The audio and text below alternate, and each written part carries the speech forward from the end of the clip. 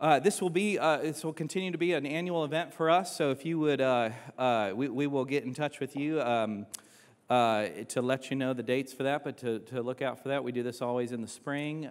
We tend to change the dates around a little bit here and there just to avoid other conferences that are going on. We've got a lot going on here at Southwestern, and so be looking out for that. Next year, we will have a book called Stand Firm. Stand Firm, the book. The title is Stand Firm, Apologetics and the Brilliance of the Gospel, and that's authored by myself, by Paul Gould, and Keith Lofton, and we're very excited for that. It's coming out in November, and you'll hear more details, and the next year's event will be somewhat structured around that. And I'll say some closing remarks here in a minute, but I want to introduce our speaker. Many of you have already gotten a chance to listen to him in breakout sessions. That is Tim McGrew, a great friend of the department, great friend of Southwestern, and just an all-around great guy, and somebody I count as a friend, and just a real privilege to know him. Tim McGrew is professor and chairman at the Department of Philosophy at Western Michigan University. He's spoken all over the country at different universities and campuses and different events. He's also engaged in public debates on the meaning of faith, the rationality of belief in miracles, and the historical reliability of the Gospels, which is in part, I believe, what we're hearing today. Published many different papers and books. One that I would commend to you is The Argument for Miracles in the Blackwell Companion to Natural Theology. It's not an easy one, but it's definitely one that I return to often. He will probably tell you more about this because I think he talks about it every time he gets a chance to speak, but he is the director of the Library of Historical Apologetics. And I know that was a bit of a mouthful, but what this is something you have to avail yourself of, it seems to me. This is, and I'll let him give the full description of it, but it's an incredible resource. It's an incredible gift to the church that Tim and his team has given us, for free, free to us. So, also something that you may not know about Tim is that he holds the title of National Master, which sounds cool no matter what's about to come out of my mouth, but from the United States Chess Federation. And he won the Michigan Championship in 2006. So I wouldn't recommend taking him on. I think I would lose. All right, would you welcome Tim McGrew to the stage for this last keynote?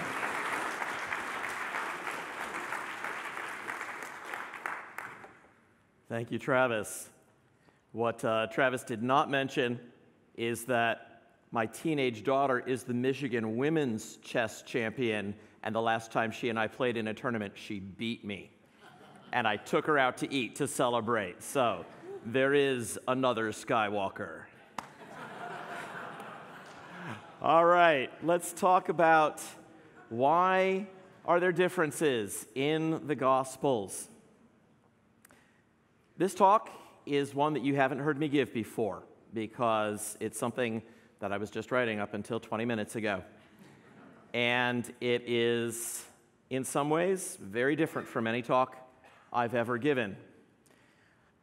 I'll start those differences by starting this out with a quotation that is not from the Bible. I often try to take something from the Gospels, but in this case, I'm going to take something from the next best thing. I'm going to take something from C.S. Lewis. While I respect the learning of the great biblical critics, I am not yet persuaded that their judgment is equally to be respected.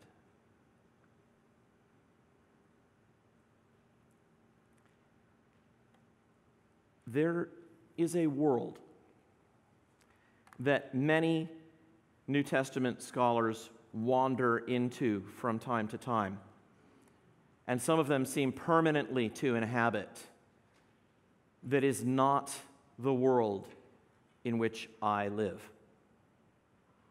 In the world I live in, when two people see the same event and then sit down independently to talk about it, they remember somewhat different aspects of this, and they tell the story in their own words. In that world, it seems every author gets every story from some other author, and every change between one document and another is the result of a high order of literary craftsmanship driven by theological and literary motivations.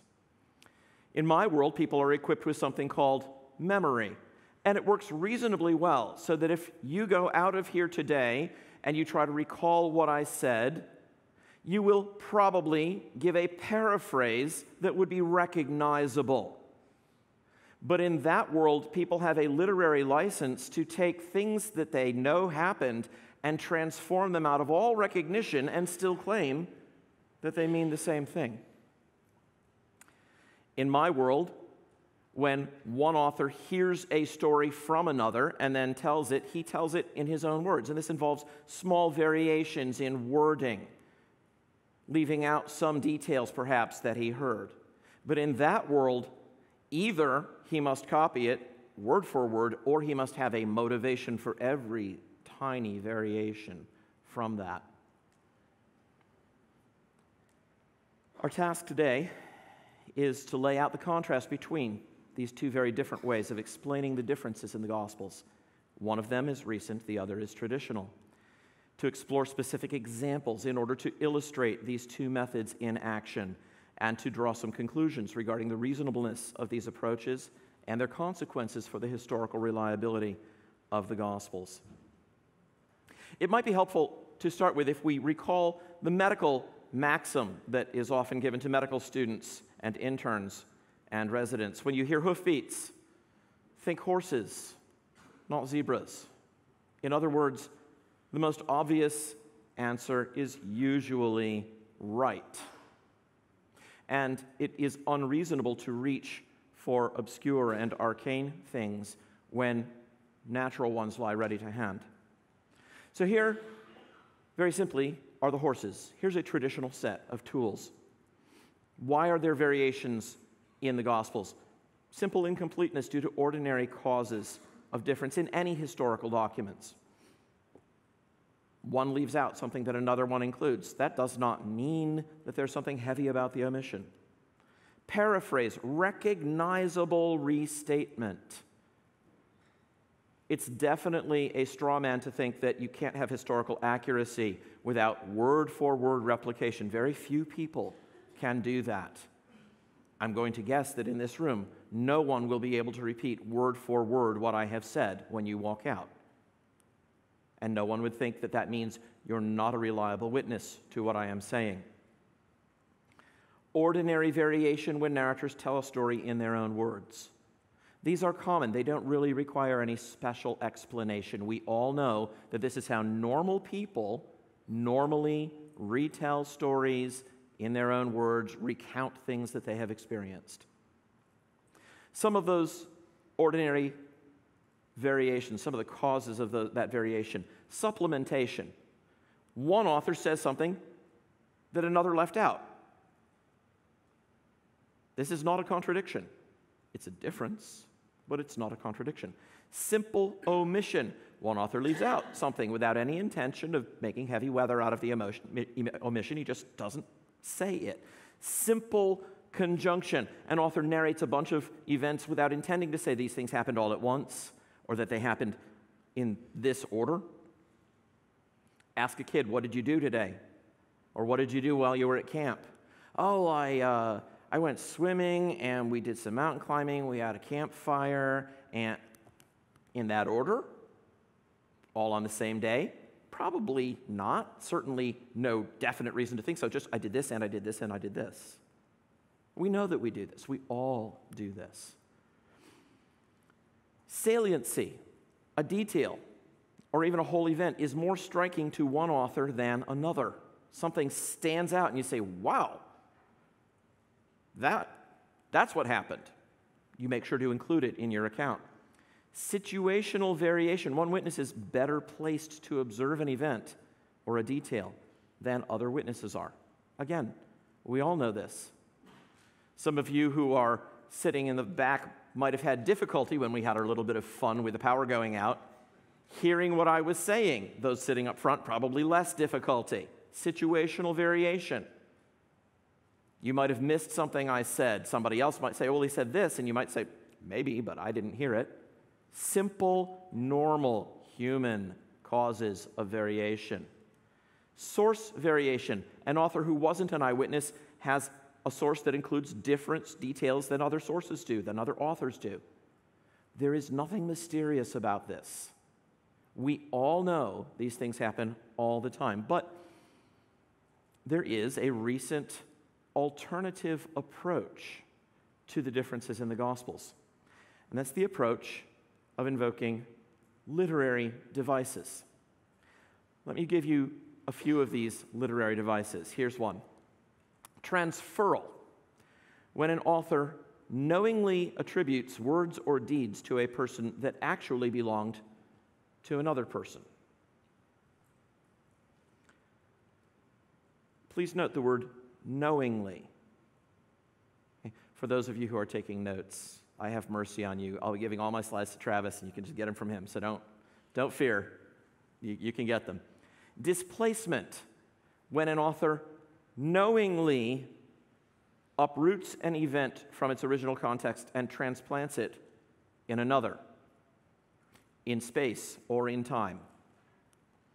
Conflation, when an author combines elements from two or more events or people and narrates them as one. Compression, when an author knowingly portrays events over a shorter period of time than the actual time it took for those events to occur. These are the names given to literary devices, and these definitions are all taken word for word from a recent book by a good friend of mine, Mike Licona. The book is called Why Are There Differences in the Gospels? All these definitions come from page 20, and all of the examples that I attribute to Licona, unless I note otherwise, come from this book. And here, I have to pause. I disagree very strongly with my friend Mike about these things. I've spoken with him by phone about it. He knows I'm going to be giving talks on this. And I'm also going to have to disagree with some other well-known evangelical scholars, some of whom work here in Texas. So I want to be very clear about what I am saying at the outset. I do not believe, and nothing I say should be taken to imply, that these men are not wholehearted, sold-out servants of Jesus Christ. Don't go away from here thinking that I was trying to say or imply that. Every scrap of evidence that I have indicates that they are wholehearted, sincere Christians. And in the case of Mike, I have a lot of evidence. But we cannot allow personal friendship and respect to keep us from criticizing people when we must stand up and disagree. And this is a case I will try to make where it is important enough that we be able to say this and say this very explicitly. These literary devices, I want to just stress this again because there is some unclarity about this in the minds of some people. They are deliberate. The authors are trying to do this. They are not mere innocent paraphrases. They are not the result of inadvertence or apathy. The author intends his readers to understand them literally, to take it that this is what happened. They are invisible. There are no clues, no markers in the text by which an original reader could have distinguished things that are being narrated with literal accuracy from those that are not. And they are fictional. The elements portrayed by these devices are contrary to fact.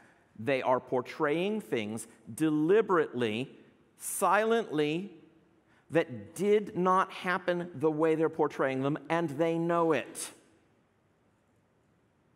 That is what it means for these devices to be invoked. The idea can be taken further. Theological redaction, editing a story to bring out a theological point. Theological embellishment, not just rewording it, but actually adding things to a story that you know didn't happen that way to make a theological point. Theological invention, making up entire incidents to make a theological point.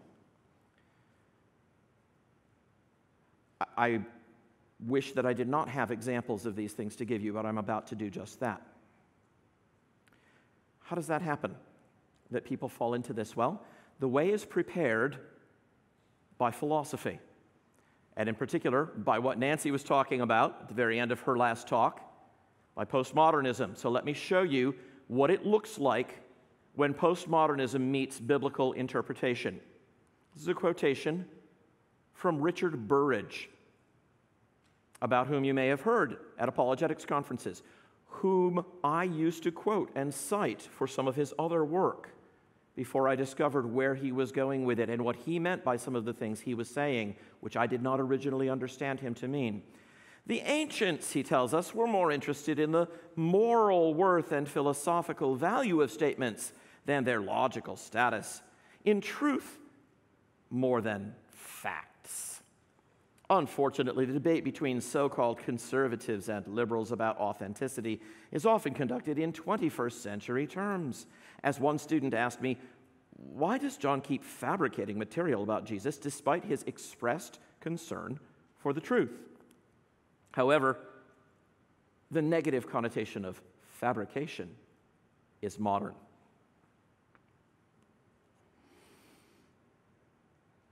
Calvin and Hobbes reference. This is the point at which my tail gets all bushy. But sometimes this is put forward in a way that doesn't sound so bad. Here's a slogan you might have heard. What we have in the Gospels is often not the very words of Jesus, but rather his very voice. Not his ipsissima verba, but his ipsissima vox. How many of you have heard that little bit of Latin?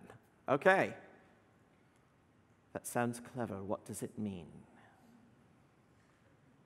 Well, it could mean simply that we do not have Jesus' actual words word for word, but rather a translation or a recognizable paraphrase of what he actually said. All well and good. That would be the traditional view. Cape Kennedy precision and tape recorder accuracy are not parts of the standard traditional view, that the Gospels are reliable. But this distinction is sometimes used, often used, in fact, to mean something quite different. And here's the critical difference. On the literary devices analysis, and in the mouth of people who are advocating this analysis, the authors intend to give their readers an impression they know is not true. They are fictionalizing literary devices.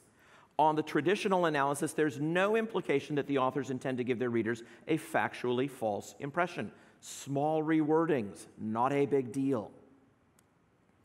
So I'm going to personify these two approaches with two people who are going to give us their opinions of various differences in the Gospels, Trad and Neo. Trad is going to take a traditional approach, allowing for recognizable restatement, paraphrase, and variation. Neo is the advocate of the new approach, stressing theological redaction and the free use of fictionalizing literary devices. Let's start with an example of the voice at Jesus' baptism. Mark 1:11 tells us, "And a voice came from heaven, 'You are my beloved Son, with you I am well pleased.'" Matthew 3:17 gives us that by saying, "And behold, a voice from heaven said, 'This is my beloved Son, with whom I am well pleased.'" Can you see a similarity between these? Could you see one of these as a recognizable restatement of the other? Okay? Could you distinguish them from, "I'll take a ham and cheese on rye"? Yeah, which of these things is not like the other? It's a Sesame Street problem, right? You get that. Okay. So the difference is simply the shift from the second person to the third person in what the voice says. "You are my beloved Son," or "This is my beloved Son." That's the difference. So what do Trad and Neo have to say about this? Trad says this is a minor bit of paraphrasing. There's no reason to invoke any literary theories about why Matthew states it slightly differently from Mark. Whether or not what we have here is the ipsissima verba of the voice from heaven, we have the ipsissima vox, good enough. Neo says either Matthew or Mark, followed by Luke, has changed, i.e. transferred the addressee to whom God spoke. In other words, it's a deliberate act. So for Neo, the difference in wording is a deliberate act of alteration on the part of one or another of the evangelists, and we are therefore obliged to search for a motivation for the change. Trad's just shrugging, saying, not a big deal. Neo's kind of uptight about this. How about Jesus' words from the cross? Mark 15:34. And at the 9th hour, Jesus cried with a loud voice, Eloi, Eloi, lama sabachthani, which means, my God, why have you forsaken me? John 19:28 tells us, after this, Jesus, knowing that all was now finished, said, to fulfill the scriptures, I thirst. The difference here is that John doesn't have the saying recorded in Mark, and Mark doesn't have the saying recorded in John. Are you tracking with this? Please look carefully at those two things before I flip the slide. My God, why have you forsaken me? And I thirst. What does Trad have to say about that? John and Mark each have unique material. Cool. This is great. John supplements the accounts of the synoptics with things he himself recalls instead of just repeating what they have. Excellent. Normal. If I were a really old man writing about an event my friends had also written about, but I remembered some things they left out, those would be the things I'd say first. There's really not a problem here. Neo is more uptight about this. Here's what Neo has to say. The Johannine Jesus' I thirst is a dynamic equivalent transformation of my God, why have you forsaken me? To be sure, on the surface, the two utterances do not look at all alike, but beneath the surface, at the deeper level, they bear almost exactly the same meaning. Daniel Wallace, in a paper, Ipsissima Vox and the 7 Words from the Cross, which he delivered in the year 2000, but has not published. I do have a copy of it if you want a copy of that paper. Now, why would Wallace say that? Well, here are some of his reasons. He goes on at some length, but here are some of his reasons. In John, the term for thirst is used 5 times before this occurrence, and, says Wallace, in every instance, the meaning is deeper than or other than the literal notion. Okay. Therefore, quote, a flat reading of the language here not only misses a leitmotif in John, but also necessarily imports a meaning that is foreign to this evangelist. Which, being interpreted, means because he has used thirst in a metaphoric sense, John cannot use it in a literal sense. Trad is baffled. Trad is wondering what Neo has been smoking.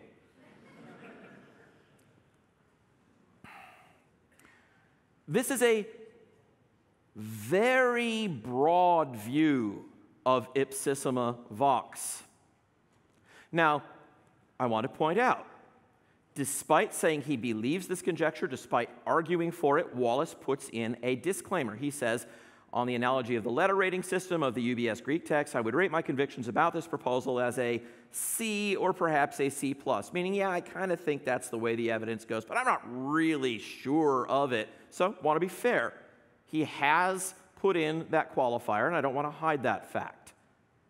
Still, to call this Ipsissima Vox, to call this the very voice of Jesus, when the transformation is from my God, why have you forsaken me, to I thirst, and then to say, as he goes on to say, that that means, my God, why have you forsaken me, is multiply attested because John says I thirst, is, let's just say, a very broad reading. It, in fact, stretches the term Ipsissima Vox, the idea of the very voice of Jesus, to the point where the educated layman hearing the expression is almost certainly going to be misled. How about we do some more words from the cross? What happens when we look at Luke 23:46? Then Jesus, calling out with a loud voice, said, Father, into your hands I commit my spirit. And having said this, he breathed his last. John tells us, when Jesus had received the sour wine, he said, "It is finished." And he bowed his head and gave up his spirit. So the difference is that the utterance in Luke isn't repeated in John, and the one in John isn't found in Luke. Trad says, cool, more supplementation. Maybe due to situational variation. John was at the foot of the cross, at least at some part of that time, because Jesus spoke directly to him and told him to take Mary. So he probably heard things others did not. Matthew and Mark just say Jesus gave a loud cry. Maybe John was up close and heard something that people a little bit further back couldn't hear. Awesome. We have new information. That's good. Neo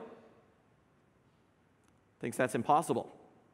Once again, John transforms the wording into something more suitable for his portrait, but at bottom, the meaning of both final words is largely the same. Again, let me put those up here, okay?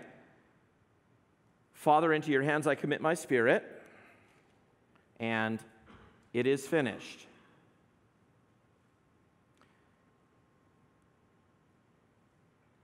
Trad is bothered by this. Trad says, look, those are just two different statements. One of them is not a dynamic equivalent transformation of the other. One of them, into your hands I commit my spirit, is the kind of thing you would say at the end, and it is finished is another kind of thing you would say at the end, but they don't mean the same thing. They're not the same proposition. But Wallace gives a reason for this. The reason that John couldn't just use what Luke said and therefore must be transforming it is that in the form in Luke, it talks about giving your spirit to God, but the Spirit is given to the disciples in John, not to God. What? Which Spirit is going to be given to the disciples according to things Jesus says in John? His Spirit or the Holy Spirit? I'm lost here, Neo. Where are you going? How about Jesus' healings? Mark 1:34 says, "And he healed many who were sick with various diseases and cast out many demons." Matthew 8:16 says, "That evening they brought to him many who were oppressed by demons, and he cast out the spirits with a word and healed all who were sick." Is this a problem? Do you have a problem? Many of you would probably identify without any blushing as traditional conservative Christians. Are you rocked by this? Do you feel you need a heavy explanation for this variation? What is the variation? Mark says Jesus healed many. Matthew says he healed all. Before I said that, you might even have been puzzling, like, Mark doesn't say he didn't heal all. He just says he healed many who were brought to him. Fully compatible. Trad just says, this is just a simple rewording. Not even an implication here that there's anything that would be contradictory. They're just telling the story in their own words like normal people do all the time. Neo says the implication on the reader might be that Jesus was unable to cast them all out. Why didn't or couldn't Jesus heal all? Did you think of that as you were seeing what Mark said? No. I'm seeing normal people looking at this and saying, no, that wasn't how I took it. Now look, I have to say these things. They're a little bit embarrassing to say, but some of the people who adopt this newfangled literary view, Neo's view, have accused me of wooden literalism in my reading. So I ask you very straightforwardly, who seems to be more hung up and wooden in the way they're reading? Somebody who says, that variation is not a big deal, or somebody who says, we need an explanation for this? Okay? More Neo on this passage from Dan Wallace in a 1999 paper. Please understand, I am not saying that Matthew and Luke have somehow twisted the Markan statements. Rather, it seems Mark simply leaves things unnuanced, and Matthew and Luke clarify what was implicit in Mark. We should not take these questions lightly. Nevertheless, however we resolve such issues, it does seem that the synoptist's hermeneutical license is outside the scope of typical conservative historiographical definitions. I never knew I was so rigid. I don't get this. Help me out. How about the I am statements? John 8:58 says, Jesus says, before Abraham was, I am. Obviously, a very striking statement of Jesus' self-understanding. What's the difference? This statement, like some others in John, is not found in the Synoptic Gospels. That's the difference. It's not there. The Synoptic Gospels do not say, P.S. Jesus never said before Abraham was, I am. They just don't say. Trad says, yeah, so that's supplementation and saliency. John includes some things he remembers the other evangelists do not have.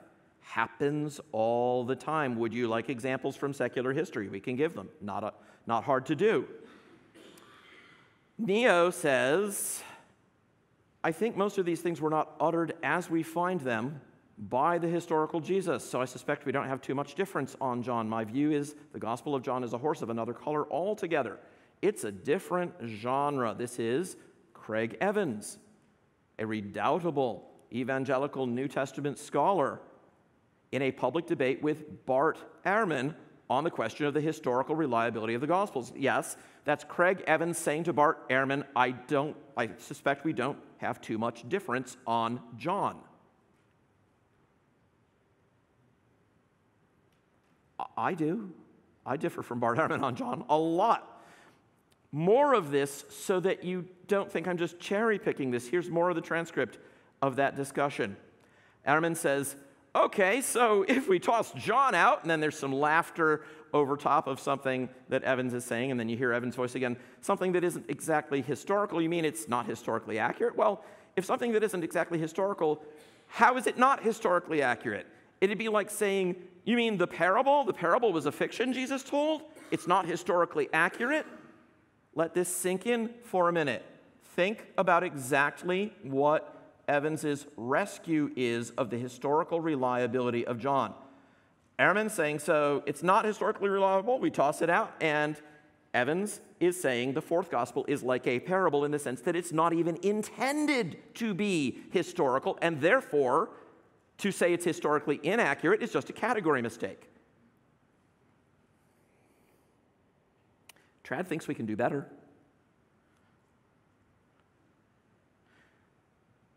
What's driving this underneath is an argument from silence. Reconstructed, it goes something like this. If Jesus really said the I am statements recorded in John, they're some of the most significant explicit statements regarding his self-understanding. But that means they're very important. Therefore, the other evangelists would have included them in their gospels, but they didn't. Therefore, Jesus never said them. Therefore, if they're in John, they must be something that he didn't say, which represents in some higher level way a spiritual truth, but not just the straightforward thing, Jesus said this. This is a terribly confused way to argue. If you need examples, ask me about it afterward, and I will give you examples where this would blow holes you could drive trucks through in secular history if we argued in this way. This is a terrible way to reason, but it's invading New Testament studies, not just the liberal fringe. How about breathing on the disciples? John 20:22. After the resurrection, and when he had said this, he breathed on them and said to them, receive the Holy Spirit. What's the difference between this and the Synoptic Gospels? This passage isn't found in them. This event is not found in them. Trad says, awesome, more new stuff from John. John recalled something he hadn't been included in the Synoptic Gospels and decided to include it. Perfect, awesome, good. Neo says, perhaps John, knowing he would not be writing a sequel, as had Luke, desired to allude to the event at Pentecost, so he wove mention of the ascension into his communications with Mary Magdalene and of the Holy Spirit at Pentecost into his communication with his male disciples. Lacona, pages 180, 181, which means John made these scenes up in part or in whole because he wanted to mention the ascension and the coming of the Holy Spirit, but he was shy about doing it literally and directly. Horses, zebras. Why are we going for zebras when horses are available? Mary Magdalene's encounter with Jesus. John 20, you remember the story. Mary comes back to the tomb after Peter and John have found it empty.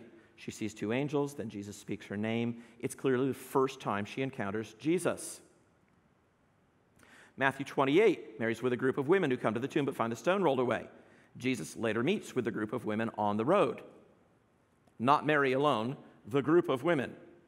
Trad says, okay, looks like Mary may have run to tell Peter and John, leaving the rest of the women to see the angel and meet with Jesus on the road. Simple enough.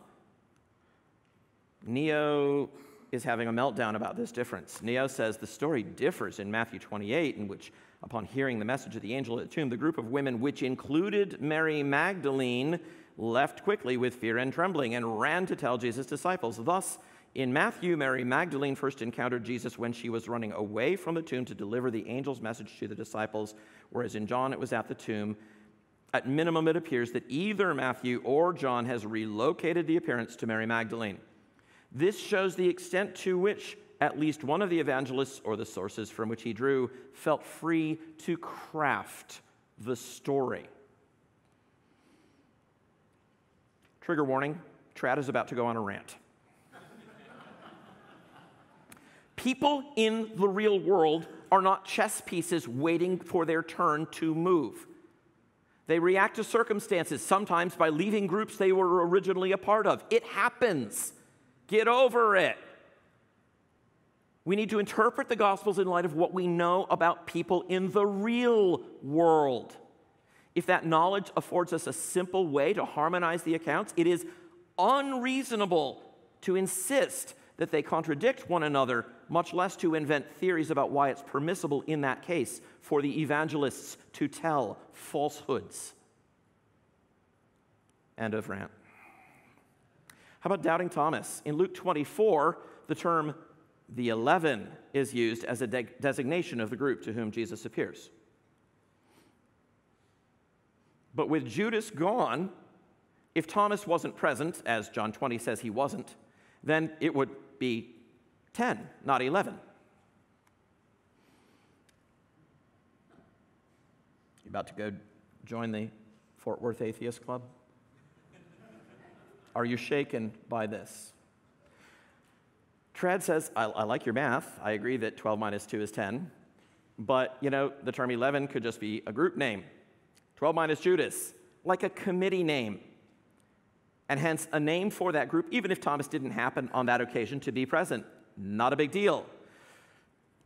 Neo can't flex like that. Neo says, either John crafted the doubting Thomas sequence as a rebuke to those who did not believe, or Luke conflated the first two meetings, one with 10 people, one with 11. He put them together, knowing that they were different, but put them together.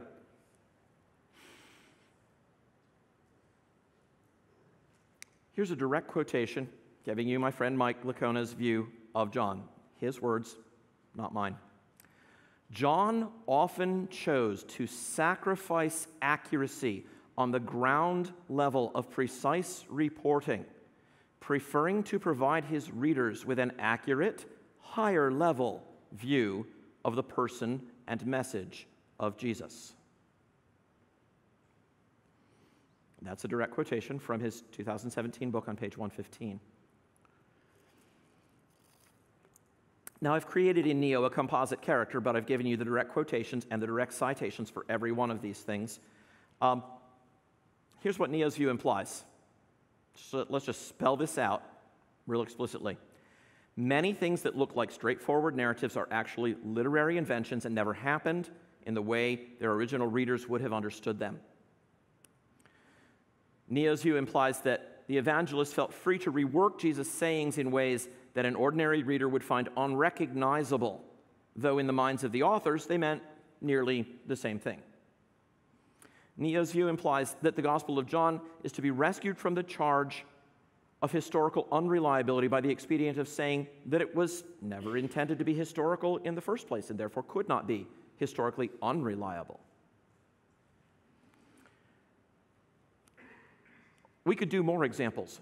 Let me just give you a few quickly of things that are called into question even though there is no contradiction at the level that Trad can get worried about in any of these cases. Here, let's just do a few. Did John the Baptist call himself the voice of one crying in the wilderness, or did John fictionally attribute that saying to him by redaction from the Synoptic Gospels? Mike says, not sure, can't tell. Did John the Baptist say he himself bore record that Jesus was the Son of God? Mike says, can't tell. Did Jesus show his disciples his side, or did John substitute his side for his feet? Instead of showing them his hands and his feet, John says he showed them his hands and his side. Mike Licona says, can't tell. Did Mark deliberately suppress the conversion of the thief on the cross in order to make Jesus appear to have been rejected by all? Mike says could be. Did John deliberately change the day of the crucifixion to make a theological point? In this case, Mike just comes right out and says, yes, John deliberately changed the day that Jesus was crucified. More redactive fog that comes down upon the narratives once we begin uncorking this genie from the bottle and letting it spread over the New Testament. Did John make up a temple cleansing early in Jesus' ministry? This is really what it amounts to, for John to move the temple cleansing in order to make a theological point. Mike says, could well be. Does Luke put all the events of Jesus' resurrection on Easter Sunday? Mike Licona and several others say, yes, Luke deliberately puts these all on Easter Sunday. Read it. Read Luke 24. And Jesus did this, and he did this, and he did this, and he did this, and he did this. It never says how long a period of time that took. It just narrates some things Jesus did after his resurrection.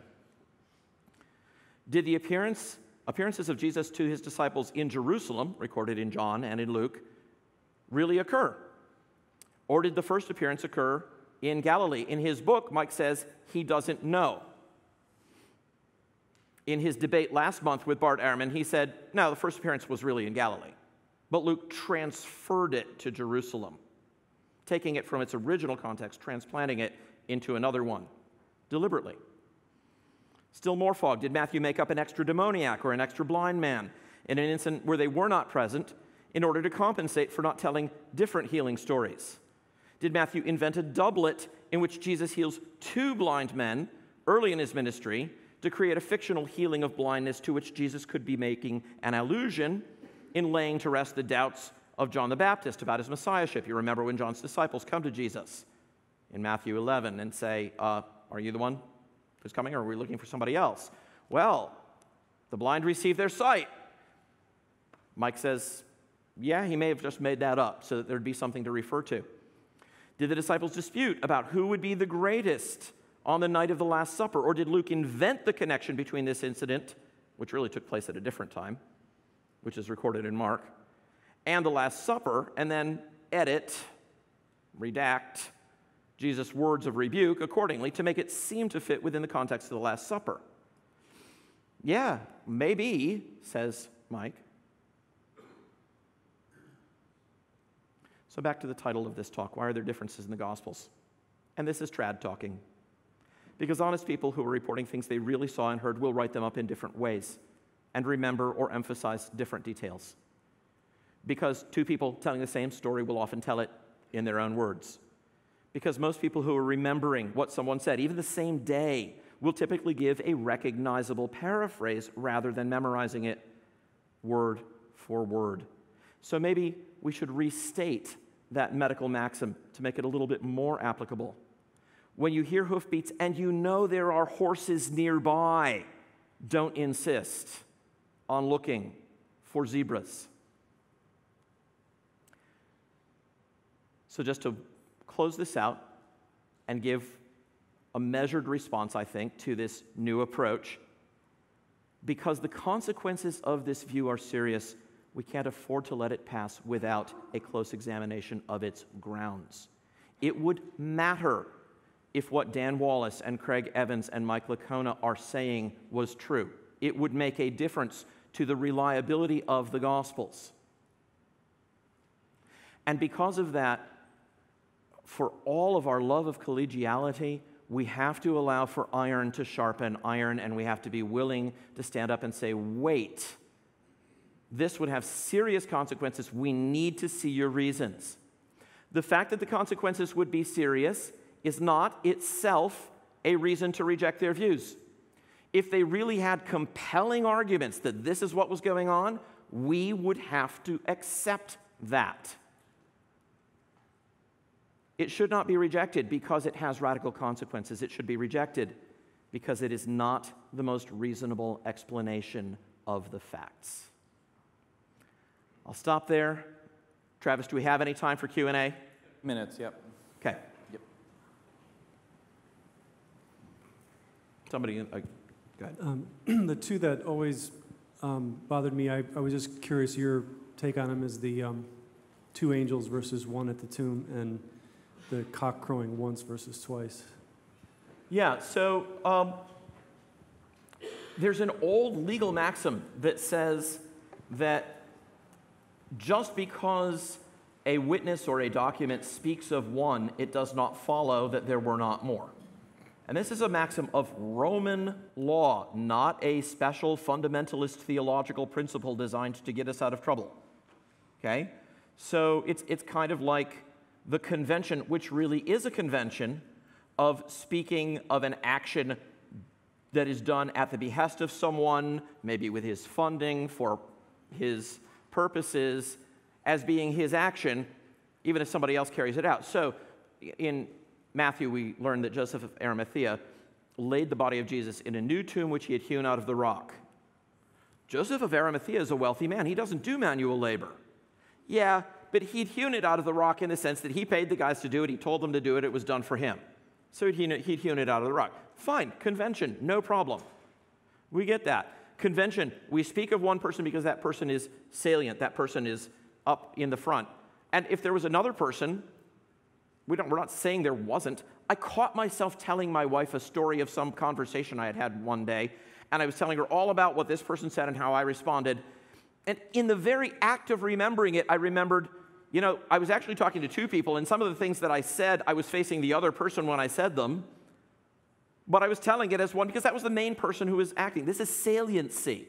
One person speaks out. One person does something striking. You notice it. Somebody else watching might not notice that, but might notice other details. Not a big deal. I understand if you want to call this living literalism. I don't see it as wooden literalism. Cock crowing once or twice, there's a whole bunch of possible responses to that. Certainly, if the cock crowed twice, then it crowed once. Somebody noted one of those as being salient, and somebody else noted that there were actually a couple of crowings. Yeah, so Jesus says, before the cock crows twice. And somebody hears him say, before the cock crows, or just remembers he said before the cock crows, and puts that in. Not a big deal to me. Who is more wooden? Somebody who says, yeah, that's the kind of small variation that you get with normal, honest people close to the facts, or somebody who says, must have a heavy explanation for it. I find it hard to get bent out of shape over that because it's the kind of thing we see everywhere in normal life and in our own lives and in ancient history as well, and far more variations than that without any invocation of literary devices. Next person. So with you've made it very clear that these gentlemen who have made these claims you have a very high regard for, a high respect for, and I do. I have learned from all of them. Yes, and so with my question, maybe not to be able, you couldn't speak for them, but maybe in general, some of the statements, it just cries out, why? Why would they project some of these statements and have such a low view of the Gospel of John, and especially some of the statements that were made with Bar Ehrman. Bar Ehrman is a very public figure within the atheist community, and some of those statements are very damaging and would confirm in the eyes of many of the lost what Bar Ehrman, the very things that he tries to propagate. So why would somebody say these things? And I know you probably can't speak directly for them, but maybe just in general from a scholarly standpoint. Two things that I will say here, okay? First thing, I am persuaded that they are saying them because they believe they are true. I'm not going to attribute any other motives to them than that. They think they're true. They even may think they're importantly true, and that is why they are saying them. Why would they think they're true when you and I are looking at this and just going, what? And this is not like some nuance of verbal aspect in the Greek that we don't recognize that they do. These are like right up on the face of it. Really? I thirst, and my God, why have you forsaken me? Really? I think it's very difficult sometimes for people who are in a discipline and surrounded by others in the discipline, most of whom have very radical views regarding the Gospels, to appreciate the extent to which they're being unconsciously influenced in their evaluation of evidence by the guild. I am not a New Testament scholar. I'm a philosopher. You know what the philosopher's motto is?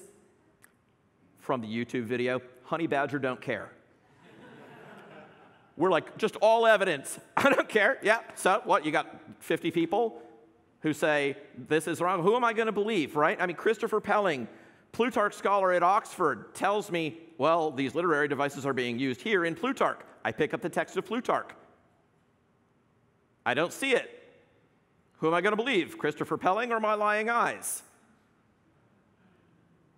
Authority carries a lot of weight for people in the guild. I think it may be necessary at this point for some people who are not in the guild to step into the discussion and say, whoa, wait a minute, quality of argument, we need quality control here, guys. This isn't persuasive at all. I'm trying to do my part as an outsider.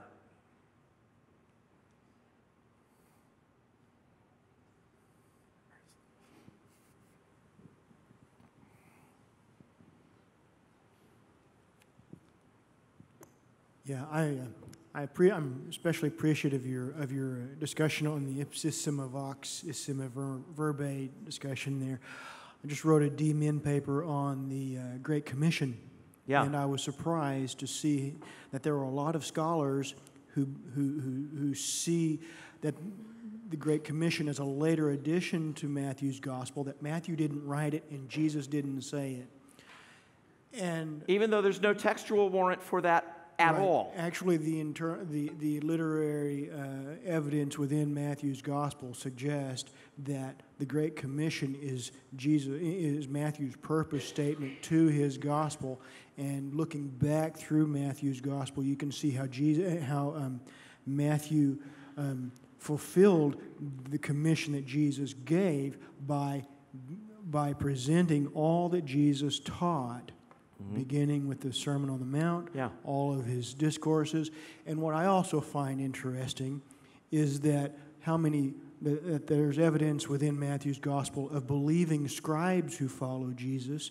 If you look into the background of the first century Jewish and Greek society, you see that scribes were very disciplined students of their teachers, whether it's secular or religious. They're following a philosopher. They're following a Pharisee. One of their biggest assignments is to write down everything their teacher says. If the teacher says, "I'm hungry," the scribe writes that down. And they're to be like a well-plastered cistern that loses not a drop, right? And I'm familiar with that. Jesus frequently pulls his disciples aside and says, "Did you understand these things?" Right. And he discusses those things. And it's also, according to one of the sources that I corresponded with, Craig Blomberg, says that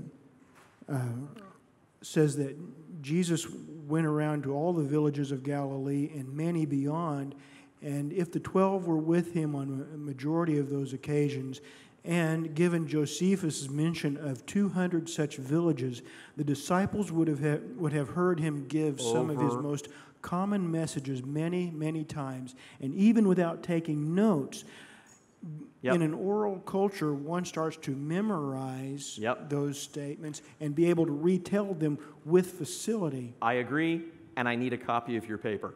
But we have a couple more people, I think, who want to ask some questions. So if we could just move on to a couple more of those over here.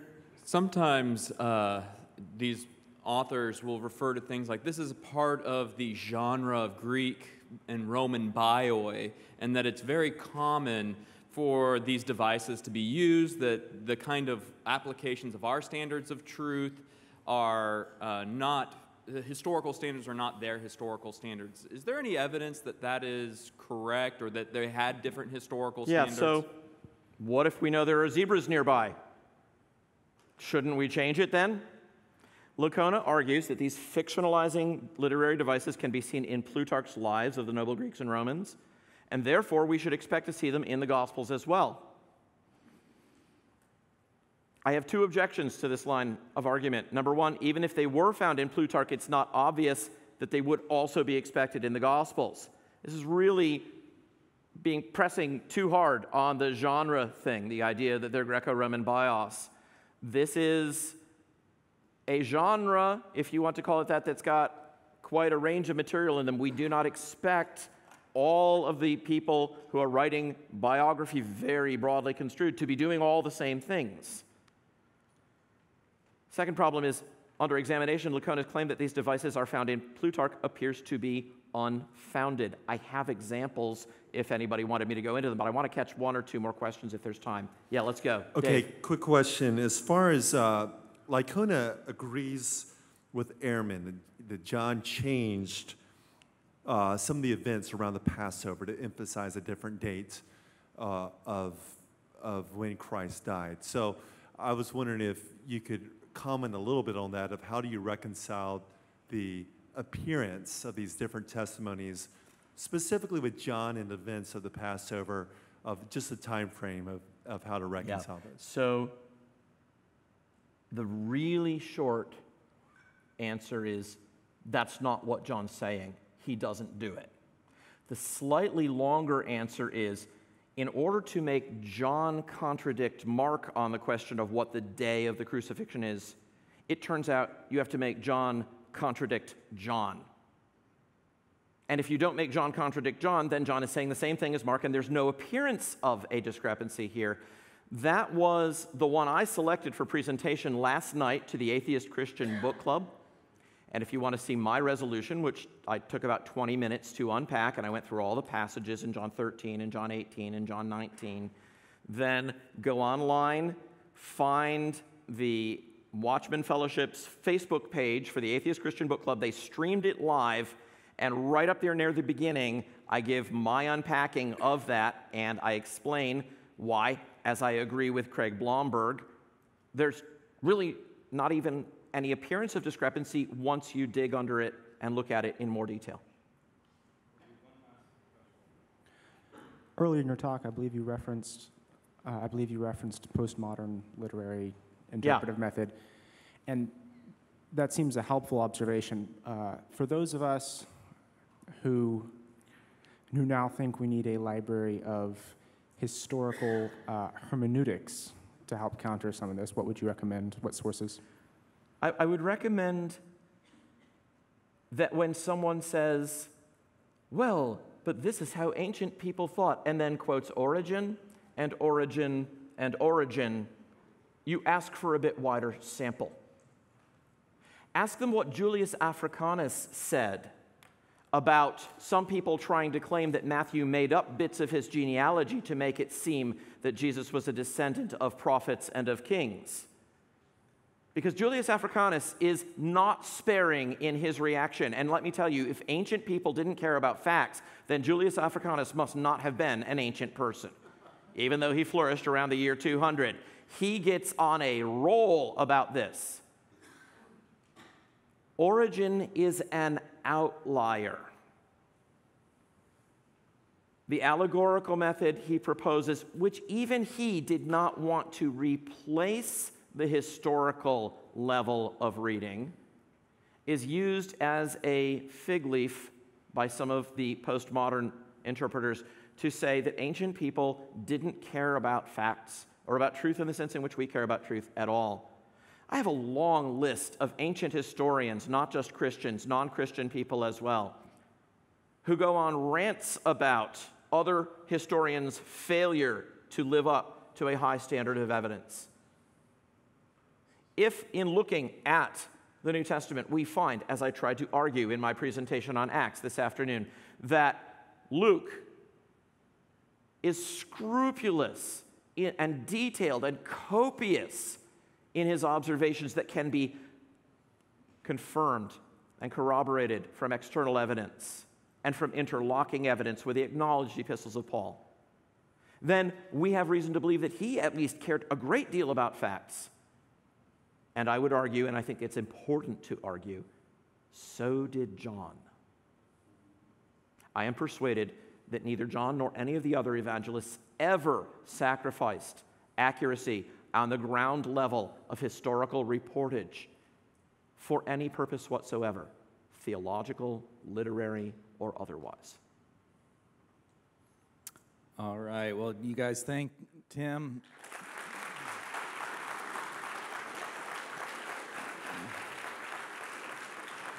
And thank you to Nancy Piercy, and all the other speakers. We thank you guys for coming. Let me close in a word of prayer, and then you'll be dismissed. Dear Father, thanks so much for today and this conference. Thank you for what you're doing in our lives. I pray, God, that you would take what we've experienced here and just do a work and help us to know you in a deeper and fuller sense as we press in our knowing you and loving you with all of our minds and all of who we are. We thank you and pray this in Jesus' name. Amen.